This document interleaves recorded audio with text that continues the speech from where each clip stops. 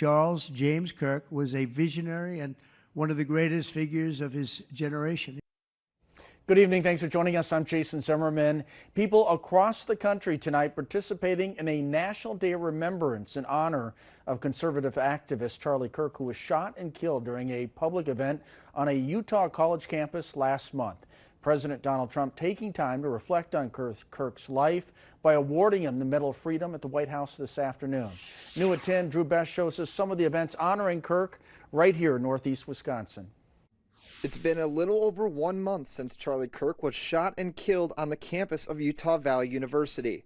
Now on October 14th, which would have been Kirk's 32nd birthday, hundreds of thousands of his supporters across the nation are taking time to reflect. He certainly had a positive impact on so many people, not just younger people, but of all ages. U.S. Congressman Tony Weed and other Republican lawmakers spoke to hundreds of people at a Charlie Kirk Remembrance ceremony in De Pere, all discussing the impact Kirk had on the nation. What Charlie represented is you can have an opposing view, you can have debate and good policy debate, but you should still be able to love each other and have respect for each other, and that's what he did. Kirk was well known for traveling to universities to hold political debates with students, which is why Winnebago County GOP Chairman Cameron Clark felt it was best to bring a prayer vigil to UW-Oshkosh. One student with the campus's college Republicans tells me his takeaway from the evening is the importance of peaceful communication, especially with people of different beliefs. Being able to express your opinion, being able to get along with somebody politely,